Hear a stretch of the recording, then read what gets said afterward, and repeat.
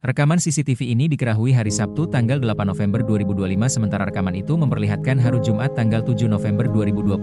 Ternyata akulah penyebab kucingku, Piu namanya, menghilang.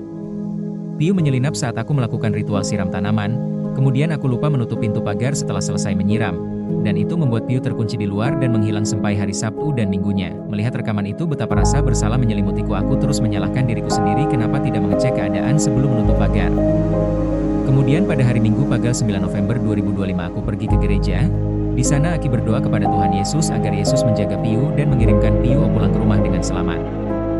Pada hari Minggu hari itu juga, setelah pulang dari gereja, pada sore harinya aku dan istriku melakukan pencarian ke timur dan barat rumah sampai tembus perumahan belakang memanggil-manggil nama kucingku sambil membawa makanan keringnya.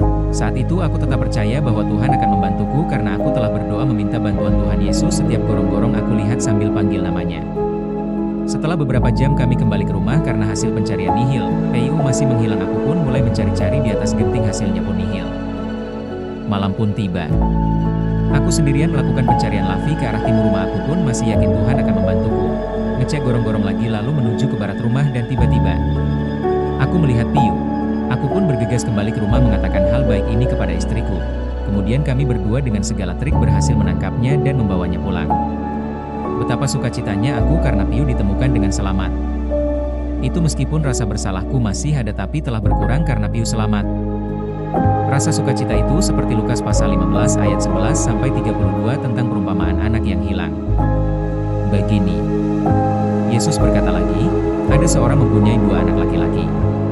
Kata yang bungsu kepada ayahnya, "Bapa, berikanlah kepadaku bagian harta milik kita yang menjadi hakku." Lalu ayahnya membagi-bagikan harta kekayaan itu di antara mereka. Beberapa hari kemudian anak bungsu itu menjual seluruh bagiannya itu lalu pergi ke negeri yang jauh. Di sana ia memboroskan harta miliknya itu dengan hidup berfoya-foya. Setelah dihabiskannya semuanya, timbullah bencana kelaparan di dalam negeri itu dan ia pun mulai melarat. Lalu ia pergi dan bekerja pada seorang majikan di negeri itu. Orang itu menyuruhnya ke ladang untuk menjaga babinya. Pukul 15.16 lalu ia ingin mengisi perutnya dengan ampas yang menjadi makanan babi itu, tetapi tidak seorang pun yang memberikannya kepadanya. Lalu ia menyadari keadaannya, katanya, betapa banyaknya orang upahan bapakku yang berlimpah-limpah makanannya, tetapi aku di sini mati kelaparan. Aku akan bangkit dan pergi kepada bapakku dan berkata kepadanya, Bapa, aku telah berdosa terhadap sorga dan terhadap Bapa. Aku tidak layak lagi disebutkan anak Bapa. Jadikanlah aku sebagai salah seorang upahan Bapa. Pukul 15.20 maka bangkitlah ia dan pergi kepada bapaknya. Ketika ia masih jauh, ayahnya telah melihatnya, lalu tergeraklah hatinya oleh belas kasihan. Ayahnya itu berlari mendapatkan dia lalu merangkul dan mencium dia.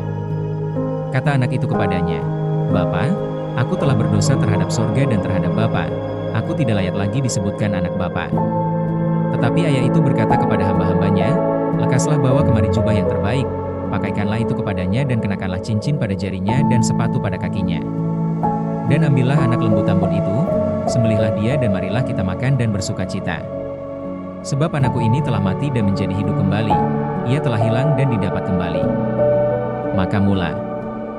Dan soal doa dan keyakinan itu seperti tertulis di Markus pasal 11 ayat 24 begini, karena itu aku berkata kepadamu, apa saja yang kamu minta dan doakan, percayalah bahwa kamu telah menerimanya, maka hal itu akan diberikan kepadamu.